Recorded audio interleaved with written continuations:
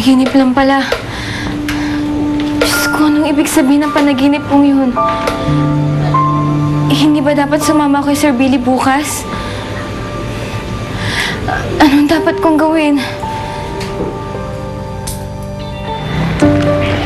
Sir Billy, huwag na lang po kaya ako sumama sa inyo.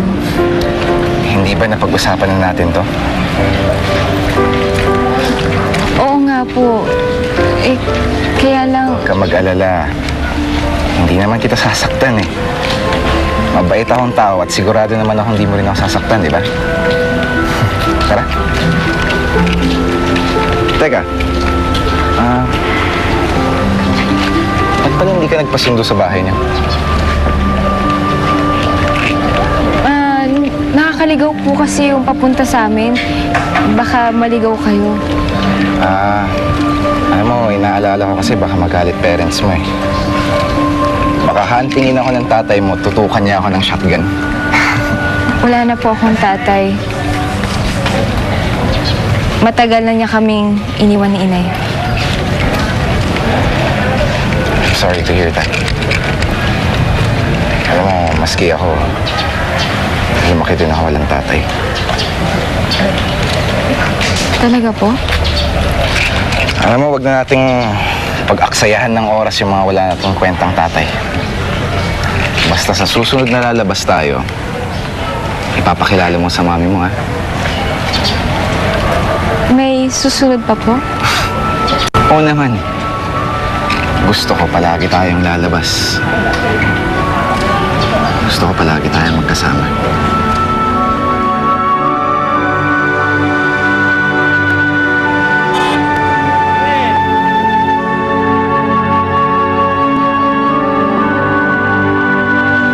Akala ko magaling na ako. Akala ko naghilom ng mga sugat na iniwan mo, Virgen. Pero hindi pa din pala. Sakit pa din. Sakit-sakit pa din isipin hanggang ngayon na iniwan mo kami ni Adana. Mukhang masaya ka na at tuluyan mo na kaming kinalimutan mag-ina. Paano mo nagawa yun, Virgen? Bakit ganun kadali para sa iyong talikuran kami? Habang ako, hanggang ngayon, hirap na hirap pa din buksan ang puso ko sa iba.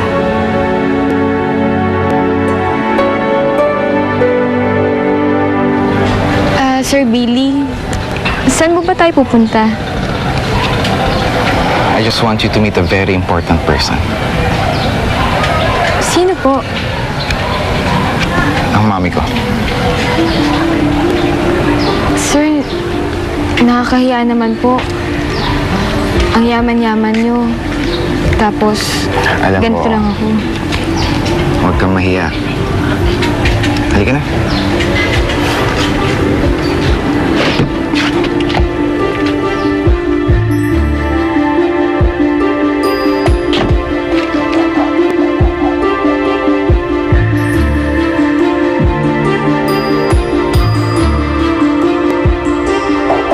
Sit, mami.